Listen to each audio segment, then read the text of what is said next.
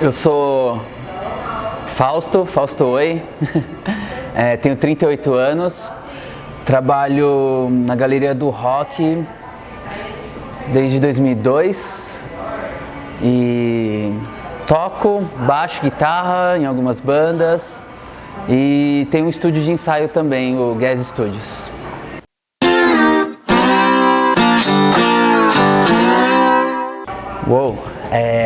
Bom, vou dar minha primeira experiência musical, que obviamente foi com os meus pais. A gente tinha lá em casa um aparelho de som, era meio rudimentar, assim, era um toca-discos de carro adaptado para ouvir em casa. E a gente tinha poucas fitas em casa, só havia fita cassete, não tinha toca-discos. Meu pai tinha uma fita do ABBA, Raul Seixas, uma Carmina Burana e Simon Garfunkel. E Simon Garfunkel são essa dupla folk que eu gosto muito até hoje. Então acho que ali foi meu primeiro interesse musical mesmo. Fora as fitas do Trem da Alegria e do Balão Mágico, que a gente sempre botava no carro quando saía, assim, aquela coisa bem infantil. Mas de uma coisa que eu carrego até hoje é isso, Simon Garfunkel. E eu vi essas fitas lá em casa. Depois, minha irmã, já no colégio, minha irmã é 2 anos mais velha que eu, fez umas amigas lá e aí começou a escutar rock, né? Mas nisso ela também já escutava muito New Kids on the Block, então a gente só ouvia New Kids on the Block. Ela comprava os vinil e dava para um amigo do meu pai gravar em fita porque a gente tinha um toca-discos, né? Então eu também ficava assistindo New Kids on the Block direto no Clip Trip, ela comprava a revista Poster. Foi um segundo marco musical para mim, foi essa coisa da música pop com ela. E depois, quando realmente me despertei pro rock, foi vendo o clipe de Sweet Child O' Mine na Globo, que o Guns N' Roses vinha tocar no Rock in Rio. E passava o clipe de umas bandas e passou esse clipe, daí eu vi aquele riff de guitarra e falei, puta merda, é isso, é brutal isso aí. E 91 é um ano bem emblemático assim pra mim, porque foi o ano que eu me identifiquei como aquele roqueirinho mesmo, roqueirinho de ver o Clip Trip, a MTV, ficar ouvindo a 97 FM, que era 97? Que era uma rádio rock também, e a 89. E a gente, ficava escutando as rádios, gravando fita, tinha saído do Nevermind do Nirvana, o Black Album do Metallica. Aí sim veio a primeira banda que eu me tornei fã, com o lançamento do Black Album do Metallica. E aquele é um dos meus discos prediletos até hoje, porque eu queria ter tudo do Metallica. Assim como minha irmã foi com o New Kids on the Block alguns anos antes, quando apareceu Metallica na minha vida, eu queria só ouvir Metallica. Eu queria ser o Lars Ulrich e tocar bateria. Ficava batendo no sofá, era tipo meu sonho, tocar bateria igual o Lars Ulrich. Meu sonho era ser baterista. Minha irmã, o primeiro namorado dela, era um grande fã de Metallica, ele tinha uma bateria na casa dele. E eu ia lá e ficava batucando a bateria dele, e em casa ficava batucando no sofá e nas panelas da minha mãe. Eu passava o fim de semana inteiro fazendo isso. Eu ficava mexendo no saco do meu pai para comprar uma bateria, né? Eu comprava aquele jornal Primeira Mão, que tinha os classificados, e ficava ligando, perguntando lá. Porque tinha anúncio de instrumento lá, era o que a gente tinha. Não tinha Mercado Livre, essas coisas, não tinha internet, né? E eu ficava pesquisando bateria, e aí não dava para ele comprar uma bateria. Ele não queria botar uma bateria dentro de casa também, e era um instrumento meio caro. Só que minha irmã, ela queria tocar baixo, porque também ela, como fã do Metallica, ela queria ser o Cliff Burton, a gente ficava pirando nessas coisas. Aí um dia no Natal a gente foi no Mapping, que era o Mapping aqui do centro. A gente está aqui na Galeria do Rock nesse momento. É o Mapping que hoje em dia é Casas Bahia, que era o maior Mapping de São Paulo. E a gente comprou um baixo Giannini azul. E foi o presente de Natal dela, não foi pra mim isso daí. E meu pai comprou um violão pra ela também. E ela começou a fazer aula de violão e queria tocar baixo. Só que ela começou a fazer aula de violão com com um professor que era, putz, ele queria ensinar valsa, ela queria tocar rock, né? E ela desencanou do violão rapidinho, e aí eu peguei os instrumentos e comecei a ficar treinando, assim, sabe? Tentando tocar sozinho, nem sabia afinar o negócio, nem sabia direito como que era. Mas essa foi minha iniciação musical. Aí ela namorou com um rapaz também, depois desse baterista, que ele tocava baixo e violão. Aí ele me mostrou como afinava o violão, ele ia uma vez por semana lá em casa, ele afinava o violão e eu ficava com as revistinhas que comprava na banca de jornal tentando tirar umas músicas, né? Legião Urbana, Paralamas, essas coisas. Então essa foi minha iniciação musical mesmo, com violão, tentando tocar Legião Urbana. Uma vez a minha família foi pra praia, a gente passou antes nas lojas americanas comprar umas coisas e eu comprei um CD da Legião Urbana, O Que País É Este? E eu fiquei lá na praia, eu não queria ir pra praia não, eu queria ficar ouvindo o CD e ficar tentando tocar as músicas, assim. Então eu fiquei tipo uma semana sem ir pra praia, estando na praia, só tentando tocar violão, tava tipo fascinado, assim. E eu demorei um pouco pra pegar os acordes. Geralmente a galera aprende, sei lá, demora uns 2 meses pra conseguir mudar as notas. Eu tava demorando muito mais que isso, mas eu fui persistente, fiquei ali tocando até aprender, trocar o Mi menor pro Ré maior, que são notas mal fáceis, mas rolou. E aí não parei de tocar desde essa época. Minha primeira banda foi os Espoletões.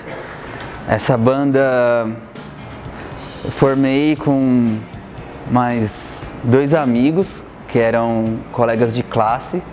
Quando eu estava no colegial já, foi...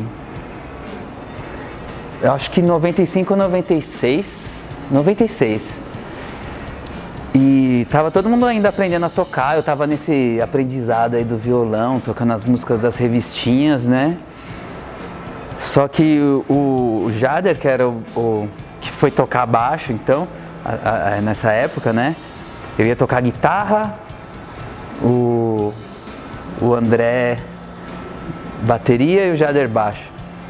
Ele tinha internet na casa dele, uma impressora matricial, e ele conseguiu baixar umas cifras dos Ramones, né? Então a gente baixou essas cifras dos Ramones, e aí o André, que era o baterista, o pai dele era músico de karaokê japonês.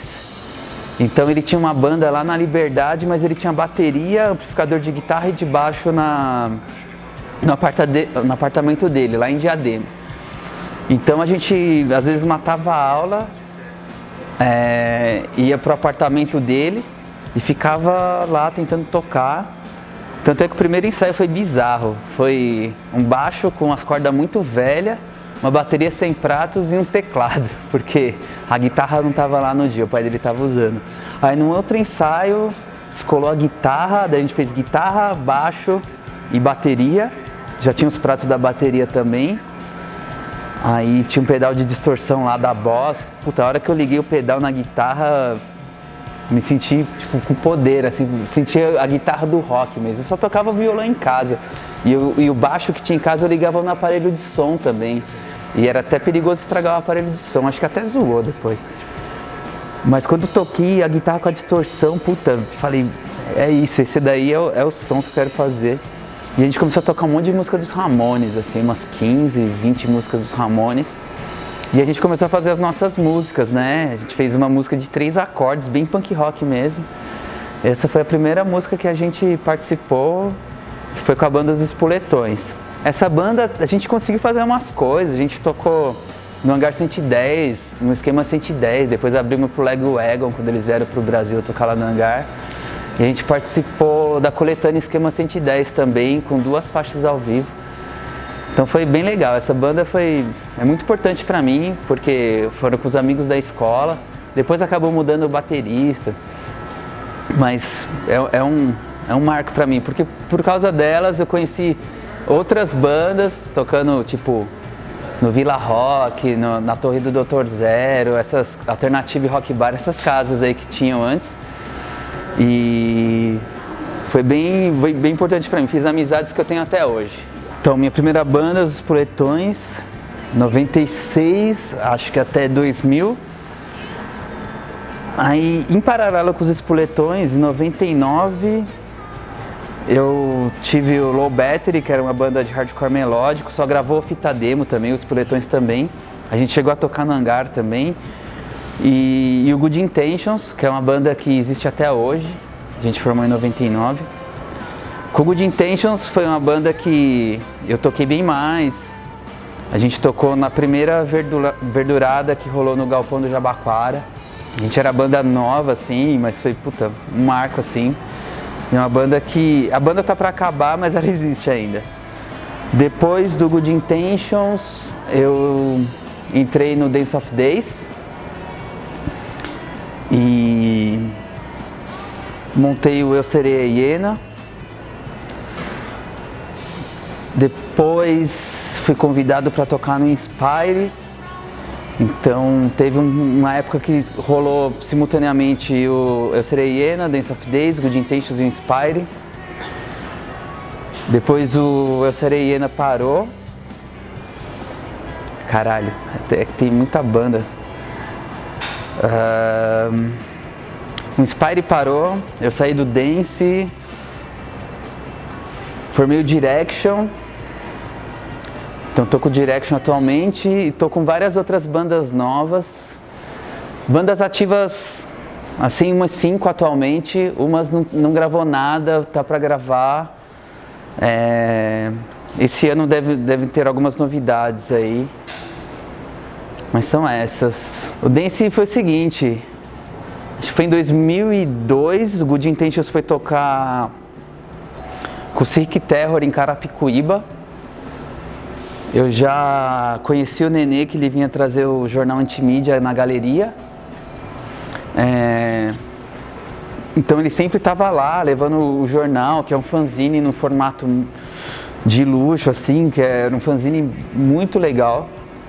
E ele chamou o Good Intentions para fazer uma entrevista pro Antimídia. E a gente fez lá em Carapicuíba, nesse show que tocou o Good Intentions com o Sick Terror. Foi um show bem massa, assim, foi um show engraçado. E aí a gente se aproximou mais. Eu já conhecia o Cello, o Júnior, que era o baixista que tocava antes de mim. Eu conhecia mais, na verdade, o Júlio e o Júnior, porque os Espoletões tocaram com a banda que eles tinham antes no Esquema 110. Então a gente já se conhecia. Aí foi uma surpresa até, quando ele falou, olha, o Júnior vai sair da banda, você quer tocar baixo? Eu nem tocava baixo, assim, tipo, eu tocava guitarra no Good Intentions, mas é que uma das condições que tinham era, o cara que tem que entrar tem que ser straight edge, né? Aí eles falaram, vamos chamar o Japinha do Good Intentions, ele é straight edge, a gente já conhece ele. Aí me chamaram, né? Aí eu nem tinha baixo mais, aquele baixo que minha irmã tinha, que ela ganhou de Natal, numa época que estava bem ruim lá em casa de grana, a gente teve que vender para poder pegar ônibus, para poder ir para a escola, essas coisas assim. E aí eu tocava com baixo emprestado do Marcelo, fiz meu primeiro ensaio no Estúdio Rocha, foi bem massa, levei um caderninho, tirei as músicas, anotei tudo lá. E foi legal, pô. Entrei, já tinha um monte de show. Fiz um show aqui em São Paulo, pegamos um ônibus, já fomos pra Camboriú tocar um show com o CPM 22 e o Reitinho. Foi brutal. Então foi uma experiência bem diferente essa minha entrada, porque eu tava acostumado já com o circuito que o Good Intentions tocava, que era o circuito da Verdurada, os shows bem undergrounds, assim. Mesmo o Dance vindo desse circuito, com pessoas que tocavam nesse circuito, eles já tinham lançado a História Não Tem Fim, a banda já estava pegando uma notoriedade. Aí eles falaram, pô, você vai ter que dar autógrafo. Eu desacreditei, achei que ninguém nesse meio dava autógrafo. E chegou em Camboriú e dei autógrafo, tirei foto com a galera. E esse show foi bem foda, assim, sabe? Brutal. Meu segundo show já foi pra muita gente. Foi uma viagem bem legal. E eu lembro que a gente tocou lá num sábado e no outro dia teve Verdurada, veio eu e o cello numa van para São Paulo porque a gente queria ir na Verdurada que o Sudarshana, que por coincidência eu tô com a camisa hoje, tinha vindo pro Brasil tocar na Verdurada e a gente já pirava na banda, assim. Então foi um período bem massa, assim, a minha entrada, e eu fiquei algum tempo e saí da banda, por conta da faculdade, que eu não estava conseguindo conciliar minhas aulas com a rotina que o dance já estava conseguindo. Aí eu saí da banda e aí entrou o Mi, que depois formou o Glória. Ele era muito fã do Dance of Days e eles chamaram o Mi para tocar na banda. O Mi gravou o Coração de Troia e fez quase toda a turnê. Aí passou um tempo e ele acabou saindo da banda, montou o Glória, chegou a existir o Glória e o Dance, se eu não me engano. Ele saiu, aí entrou o Fábio, que é lá de Mogi das Cruzes, que tocava no Contraponto e no River Boys. Já eram duas bandas que eu gostava, mas o Fábio é muito atarefado, até hoje ele é gerente importantíssimo do Banco do Brasil. E aí ele teve que saí da banda. Na verdade o Nenê me chamou para fazer uma turnê no Nordeste, que o Fábio não ia poder. E ele falou, na verdade você não quer voltar para a banda? O Fábio está muito ocupado, ele não vai conseguir ficar na banda. Então eu tive essa primeira passagem em 2002, saí e voltei em 2003. Foi muito rápido se for ver bem, mas o Dance fez muita coisa nesse período, porque eles gravaram um disco. Eu cheguei a participar de 2 composições de músicas do Coração de Troia, mas quem fez o restante tudo foi o Mi mesmo. Aí o Fábio fez um pouco da turnê, saiu, eu entrei, finalizei a turnê do Coração de Troia e já tinha um esboço do que seriam as músicas do Voz de Águas Vivas. Então voltei no fim de 2003 e no começo do ano de 2004 a gente já foi pro estúdio gravar o Valsa. Então fiquei de 2003 a 2015 direto com o Dance of Days, no ritmo bem frenético, produzindo muito, tocando, viajando muito, né? Com o Dance, o primeiro disco foi A Valsa de Águas Vivas, 2004, que a gente gravou lá no Estúdio Rocha, com o Fernando Sanches, que tinha sido baixista do Dance em 97, né? Foi bem legal essa gravação, até hoje é uma das gravações que eu mais gosto. Tava entrando na banda. 2005 a gente gravou o Lírios aos Anjos no estúdio Minimax. A gente fez uma turnê bem extensa desse disco, de 2 anos. A banda estava tocando muito nessa época, fazendo um monte de festival, viajando. 2007 a gente gravou o Insônia 2008, que não foi gravado em 2008, mas sim em 2007. Em 2008, para um projeto da Trama, a gente gravou A Dança das Estações. Foi aquela época que estava bombando o Trama virtual, download remunerado, e a Trama estava bem junto com a gente. Teve depois o Disco Preto, que foi o último disco que o Thiago gravou. Aí, depois que ele saiu, os 4 EPs que saíram pela Hearts Bleed Blue, que é Na Estrada, Não Maltrate Teu Coração, Melhor Tempo de Sua Vida Acontece Agora. Nesse meio tempo também tiveram 2 DVDs, Canções Proibidas e o Metrópolis em Chamas. Metrópolis em Chamas primeiro, depois Canções Proibidas. É isso. O Direction a gente lançou um disco há um tempo atrás, pela Travolta. Estamos tocando alguns shows para divulgar esse disco. Tô com uma banda nova, que é Over and Out, com uns amigos de longa data, e onde eu tô tocando baixo. Estamos para gravar esse ano ainda. Tem uma banda nova, que eu não posso falar muito ainda, que deve lançar um EP em breve. Eu espero que o segundo semestre já esteja aí, já estejamos tocando. Aí eu tenho umas bandas com os amigos que são do estúdio, que são mais uns projetos, um para tocar blues, não tem pretensão de gravar. é mais fazer umas releituras de clássicos do blues, assim, né? De projetos mais ativos são esses. Acabei por um tempo nesses últimos 2 anos, tocando com vários amigos, fazendo projetinhos, que a gente compôs algumas coisas, mas tivemos que dar uma parada. Tem uma outra banda de punk rock que eu acho que a gente volta a tocar por esses tempos, que a gente tem uns 6 esqueletos de música, mas não tem vocal ainda. Então, assim, o dance tinha um ritmo muito forte. Então eu estava acostumado a ensaiar 6 horas por semana e fazer 3 shows por fim de semana. E acabei topando tocar com quem me chamasse depois que eu saí. E pra, sei lá, talvez suprir internamente uma coisa minha, essa questão de, se manter tocando bastante. Não é pra tampar uma lacuna nem nada, mas é porque eu gosto muito de tocar. Eu acho que isso se tornou a minha vida, sabe? É muito importante pra mim me manter ativo, produzindo. É uma coisa que eu gosto bastante. Então, eu reconheço que acabei entrando em muitos projetos e tem sido bem cansativo. Mas acho que agora as coisas estão se estabilizando mais. E pro segundo semestre eu devo ter uns 2 lançamentos aí com bandas novas. Bom, eu gosto muito do Shelter e do If of Today.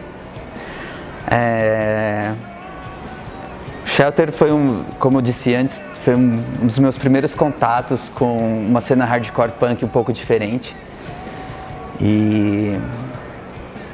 Então tem essa importância. Eu vou pôr as duas como se fossem uma, porque são 2 membros em comum, Shelter e If of Today. Cara, o Refink foi muito importante pra mim quando eu escutei, principalmente as letras sobre vegetarianismo.